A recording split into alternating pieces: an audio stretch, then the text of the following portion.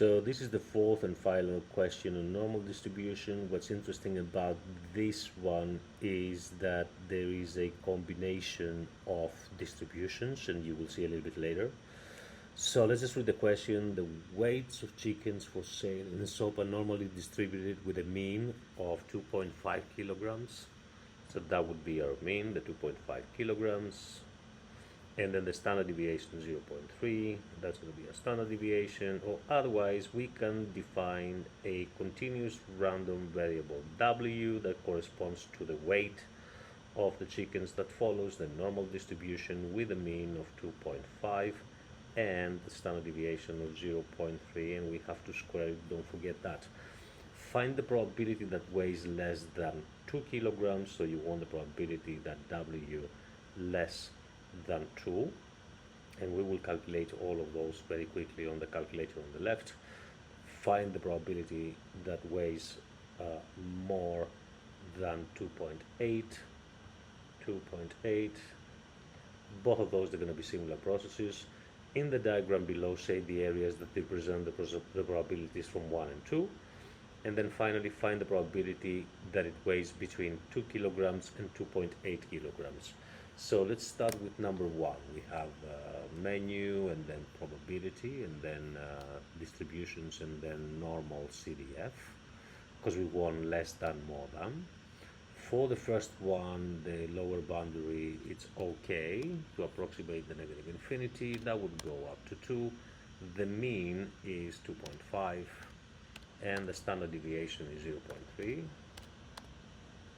And that will provide us with the answer for the first question.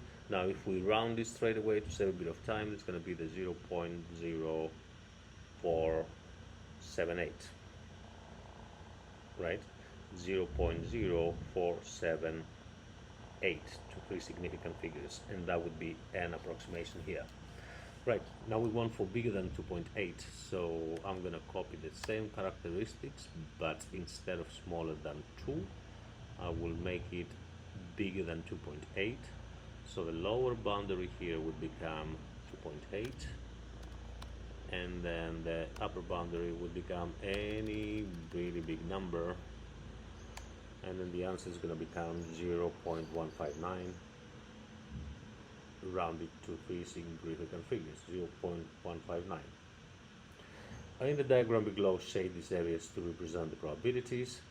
The one is smaller than 2. I can see the mean, which is the 2.5 kilograms. One standard deviation is 0.3. So I can sort of count in standard deviation. So that will be more or less the first standard deviation. So it's going to become 2.2, right? And then the second standard deviation is going to become just a 2. Here we go. So that would be the probability here that represents that part, and then you could kind of like more or less size up whereabouts the 2.8 is going to be. But let's just put it somewhere here, 2.8, because we know it's going to be above the mean, and that's going to be the diagram. Okay, find the probability that weighs between 2 and 2.8.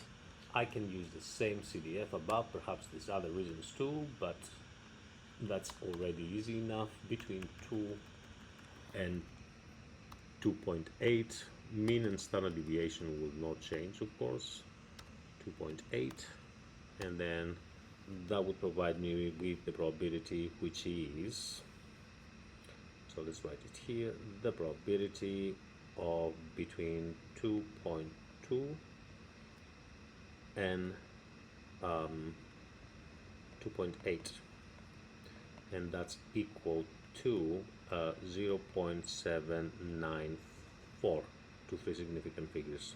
Again, that's an approximation. Now the interesting part is the second part, because suddenly the scenario is changing. So a customer buys 10 chickens. Find the probability that all chickens weigh between 2 and 2.8 kilograms. Now the way you have to think about it is the probability for the first one to weigh between 2 and 2.8, right? So it's either weight between the given weight or not weight. That's another way of kind of like thinking about it. Either ways or no ways, right? And we know that the probability is going to be 0.794, and then again it's either going to weigh or it's not going to weigh, right? So another 0.794. So if you consider what's the probability of all of those, or wait, basically it's not about the probability of all of those, it's about like trying to identify that suddenly, apart from having calculated the probabilities through a normal distribution, what I have in front of me right now is essentially a binomial distribution, because each choice, right, 9-4, each choice is independent from one another, right? You just choose chickens out of the sort of kind of like, that they are for sale, out of a large group of chickens, and every time you pull a chicken out, it's either going to weigh with a chance of 0.794, or it's not going to weigh between 2 and 2.8 kilograms with a chance of 1 minus 0.794, and I can calculate that and I can give it a specific price, which, let's don't be lazy, let's just do that. 0.794, what's that? So that's going to be the 0.206, and that's going to be the probability of failure, because the 0.794 is going to be the probability of success. So if I define as x a variable, right, that corresponds to the number of chickens weigh between 2.2 and 2 point, what was that? Let me just not confuse with the W now. Number of chickens weigh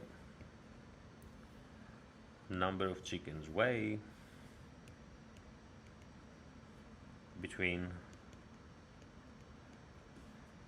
2 and 2.8 kilograms, then that variable follows the binomial distribution with the number of trials to be 10 and the probability of success to be the 0.7935.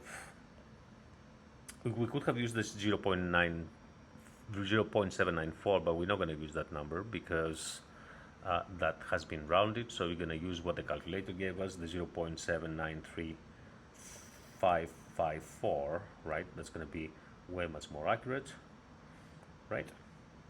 And then what I want to find the probability that all 10 of them are weighing between 2 and 2.8, so that will be the 0.793554. Let me just move this a little bit so you see what I'm writing there, to the power of 10. And then binomial distribution, you go back into your calculator, you go into another probability, and then another probability distribution, and then you have the binomial PDF here. Then we're going to have to give the number of trials, which is 10, the probability of success, which is the 0.793554, and then the value, I want all 10 of them to weigh that. Press OK, that's going to give you 0.206, which I'm not so sure it's quite correct, because that did a different calculation. I had a different calculation there. So let's just go there, back into probability, and then distributions, and then here number of trials we have 10, and then probability of success again 793,554. So much for making a quicker video, right? I made a mistake and I have to go back, but that's okay. You know how that works. I'm sure everybody's doing mistakes, so press OK. That's going to give you the 0.09903, which is the correct answer. So 0.09903, right? or 0.00990 to three significant figures, which is the correct rounding. Finally, for the last question, you're going to need the normal PDF, the normal CDF, I'm sorry, not the PDF, because we want for bigger than 7. So menu, and then probability, and then distributions, and then we're going to have to go all the way down the end. Where's the normal? When go a little bit more careful, PDF, that's what I want, the normal CDF.